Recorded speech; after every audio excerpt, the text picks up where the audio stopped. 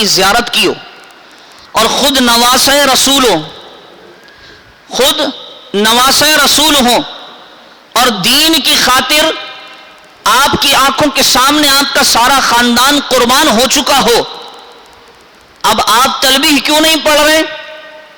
لوگوں نے کہا حضور والا تلبیح پڑھیے، اللہ رب العزت کی بارگاہ ہمیں حاضری کا اعلان فرمائیے کہ مولا میں حاضر ہوں۔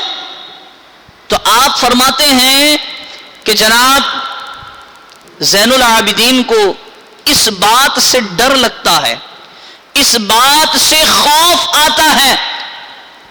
اب یہ جملے جو ہے نا امام زین العابدین کے، یہ آپ نے ذرا دل کے کانوں سے سننے ہیں۔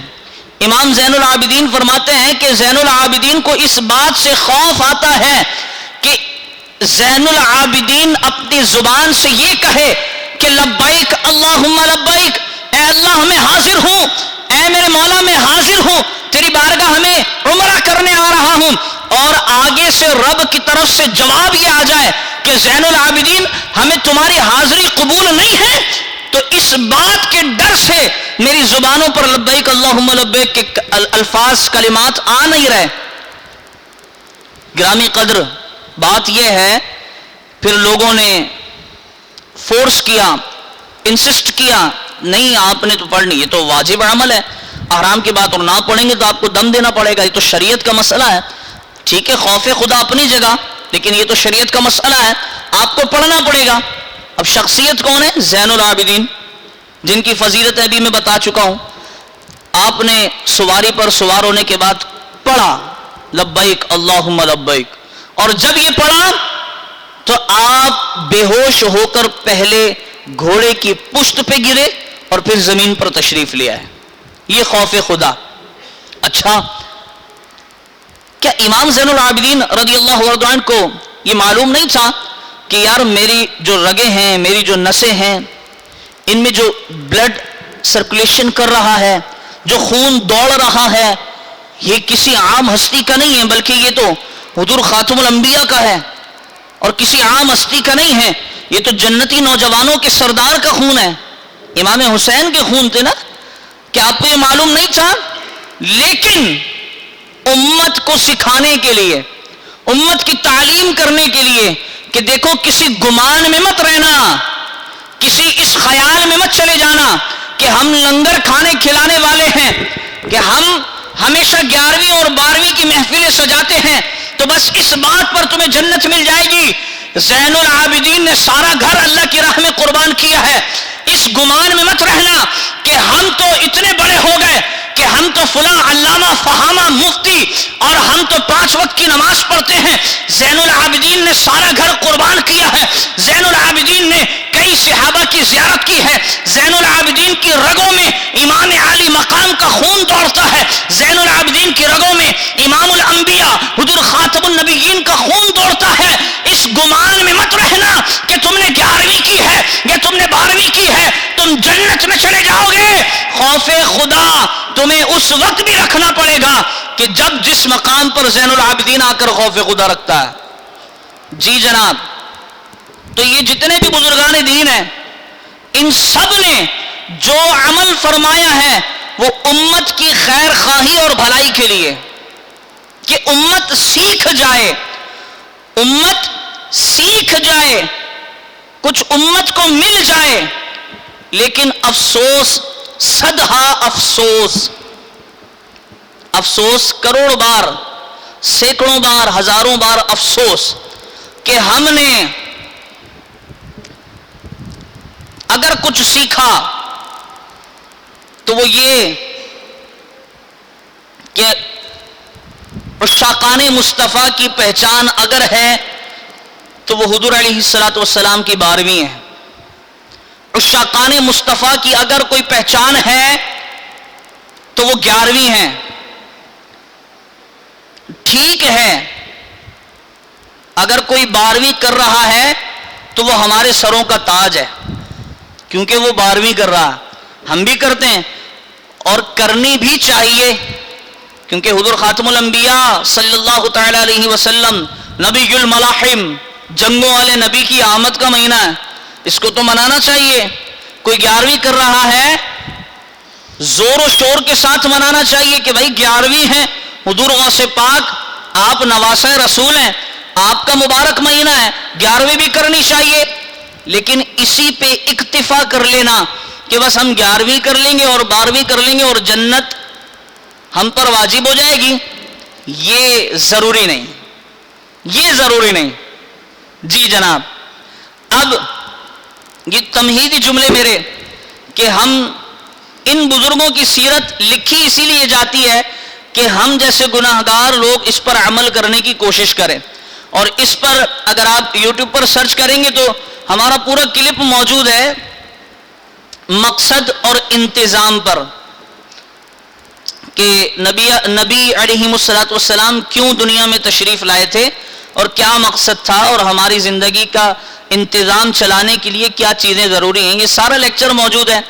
تو اب عرض یہ ہے کہ حضور غوث پاک اور 2022 حضور غوث پاک رضی اللہ عنہ عنہ آپ نے ایک قصیدہ لکھا جو ہمارے یہاں پر ختم قادریہ ہوتا ہے نا ہر مہینے، اس میں پڑھا جاتا ہے.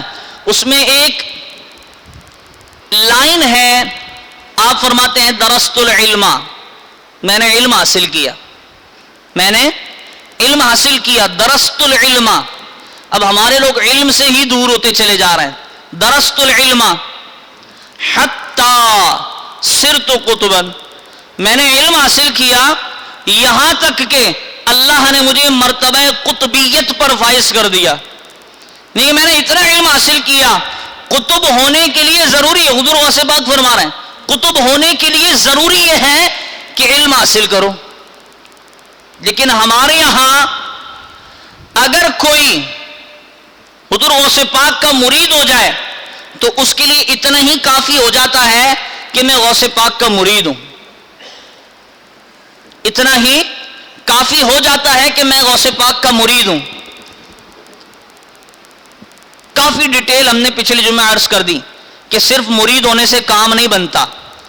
کام ہوتا ہے باپ اگر کوئی نصیحت کرے تو اس کی نصیحت پر عمل کیا جائے. اگر باپ کی نصیحت پر عمل نہ کیا گیا تو ممکن ہے کہ باپ اپنی جائیداد سے لات مار کے باہر کر دے، اگرچہ شرعاً جائز نہیں ہے جائیداد سے بے دخل کرنا، لیکن ممکن ہے باپ کر دے. تو اسی طرح حضور غوث پاک کی سیرت پر عمل نہ کیا تو ممکن ہے کہ قبر میں آ کر حضور غوث پاک رضی اللہ عنہ یہ فرما دیں کہ یہ میرا مرید ہے، اس نے ساری زندگی میرے نام پر کھانا ہی کھایا ہے، ساری زندگی میرے نام پر اس نے لنگر لوٹا ہے، کبھی میرے نام پر اس نے اپنی جان کا نذرانہ پیش کرنے کی کوشش کی ہے. میرے تو نانا نے اپنی جان کا نذرانہ پیش کیا. صرف مکہ میں جب تک رہے تو حضور علیہ الصلوۃ والسلام نے تبلیغ کی. جب مدینے چلے گئے پھر یہاں سے جو غزوات کا جہاد کا سلسلہ شروع ہوتا ہے، پھر جب تک حضور علیہ الصلوۃ والسلام ظاہری طور پر جسمانی طور پر دنیا میں موجود ہیں جہاد کا سلسلہ رہتا ہے. اور 1 2 10 20 25 50 نہیں، جب حضور علیہ السلام جنگوں پر نکلتے ہیں تو اللہ کی طرف سے آپ کو اوصاف سے ایک صفت سے نوازا جاتا ہے، نبی الملاحم، کہ یہ جنگوں والے نبی ہیں. لیکن ہم نے صرف حضور غوث پاک کے نام پر، صرف بابا فرید کے نام پر، صرف داتا صاحب کے نام پر، صرف 12ویں کے نام پر لنگر کھائے اور لنگر لٹائے. دین کا کوئی کام ہم سے ہو نہیں سکا.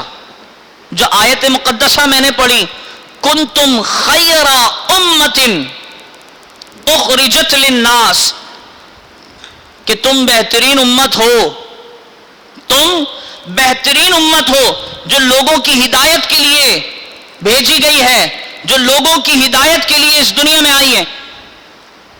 مولا بہترین ہونے کی کوئی وجہ بھی ہوگی، بہترین ہونے کی کوئی وجہ بھی ہوگی. آخر ہم بہترین کیسے ہیں؟ آگے اللہ رب العزت نے فرمایا کہ تم کنتم خیر امت اخرجت للناس تأمرون، تم حکم دیتے ہو بالمعروف، بھلائی کا، نیکی کا، وتنہون عن المنکر، اور تم روکتے ہو برائی سے، وَتُؤْمِنُونَ بِاللَّهِ اور تم ایمان لاتے ہو اللہ پر۔ گرامی قدر، چھوٹے سے نقطے کی طرف توجہ دلانا چاہوں گا۔ ایک انسان اس وقت بہترین ہو سکتا ہے کہ جب اللہ پر ایمان لے آئے۔ ایک انسان اس وقت بہترین ہو سکتا ہے جب اللہ پر ایمان لے آئے، لیکن یہاں اس جگہ اللہ نے یہ ارشاد نہیں فرمایا کہ تم بہترین امت ہو اس لیے کہ تم اللہ پر ایمان لائے، نہیں، پہلے اللہ رب العزت نے عمل کا اظہار فرمایا کہ یہ دو عمل ہیں، یہ تم نے کرنے ہیں، اس کے بعد باری آئے گی اللہ پر ایمان لانے کی، پہلے تم نے یہ عمل کرنے ہیں۔ یعنی مراد یہ ہے کہ اللہ پر ایمان لانا بھی بہترین بات ہے، لیکن سب سے بہترین بات اس امت کی اعلیٰ اور افضل ہونے کی وجہ کہ تم بھلائی کا حکم دیتے ہو اور برائی سے روکتے ہو۔ اچھا، اب ہمارا تو مزاج یہ ہے کہ کہیں اگر ہم بل بورڈ بھی پڑھ لیتے ہیں نا، ہم اس کے بھی پیچھے پڑ جاتے ہیں۔